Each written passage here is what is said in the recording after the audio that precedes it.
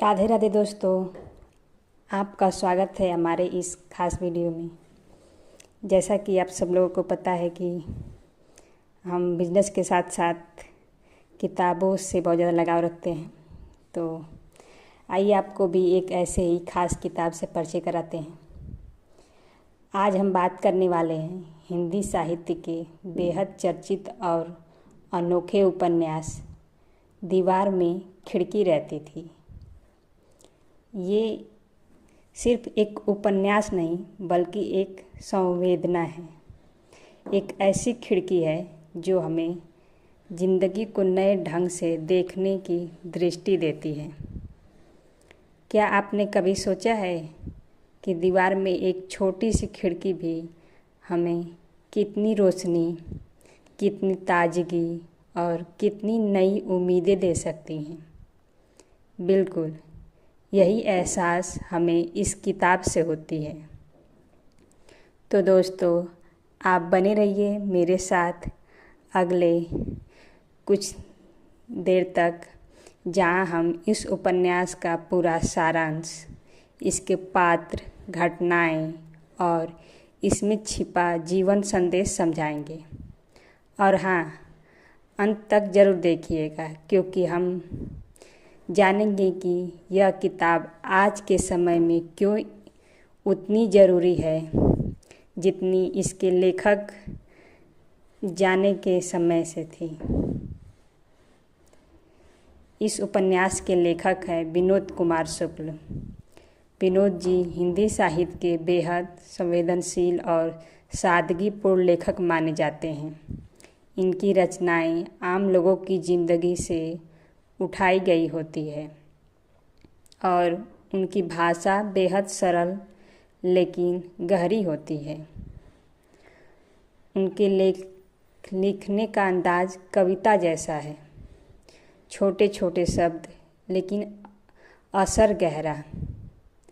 दीवार में एक खिड़की रहती थी उनका बेहद प्रसिद्ध उपन्यास है, जो साधारण जीवन के बीच छिपी असाधारण भावनाओं और सपनों को सामने लाता है। दोस्तों, अब ज़रा सोचिए, एक साधारण सा घर, चारों तरफ गरीबी, तंगी और संघर्ष की स्थिति।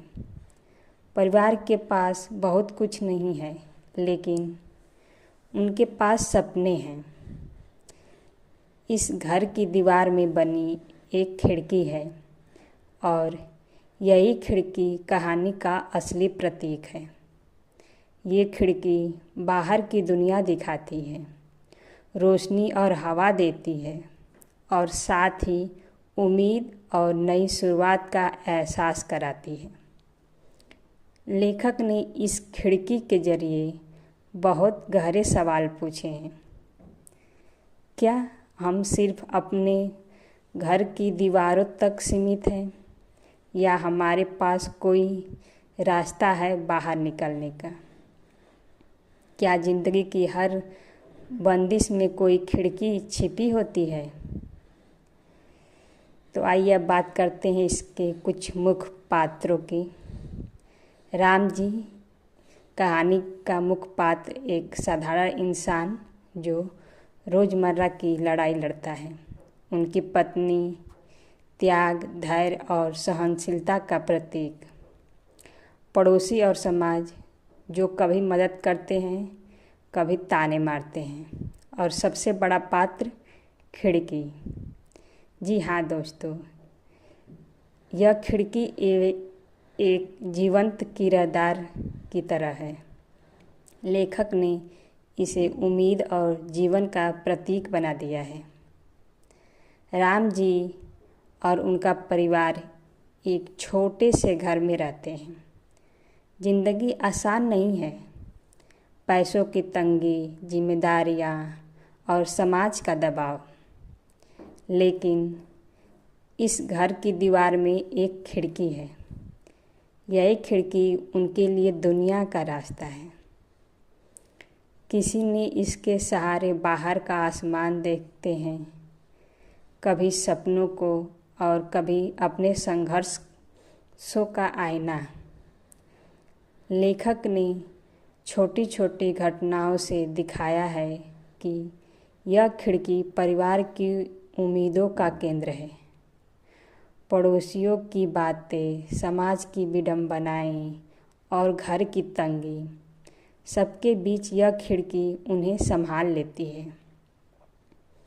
आखिर में लेखक संदेश देते हैं, जिंदगी चाहे कितनी भी कठिन क्यों न हो, कहीं न कहीं एक छोटी सी रोशनी हमेशा रहती है, बस हमें उसे पहचानना होता है। दोस्तों, इस उपन्यास का सबसे बड़ा प्रतीक खिड़की है। यह खिड़की उम्मीद, स्वतंत्रता और नए सपनों का प्रतीक है। विषय वस्तु में गरीबी, संघर्ष, समाज की जटिलता, इंसानी शामिल है। लेखक ने दिखाया है कि साधारण लोग भी असाधारण जीवन जीते हैं, बस उनकी कहानियाँ अनकही रह जाती हैं। संदेश एकदम साफ है, जिंदगी की हर दीवार में एक खिड़की ज़रूरी होती है। तो दोस्तों, दीवार में एक खिड़की रहती थी सिर्फ एक उपन्यास नहीं, बल्कि जीवन का दर्शन है। आज भी हमारी जिंदगी में कई दीवारें हैं, परेशानियाँ, जिम्मेदारियाँ, समाज का दबाव, लेकिन हर दीवार में एक खिड़की होती है। वो खिड़की हो सकती है हमारे सपनों की, हमारी मेहनत की या हमारे रिश्तों की। इसीलिए हमें कभी भी हार नहीं माननी चाहिए।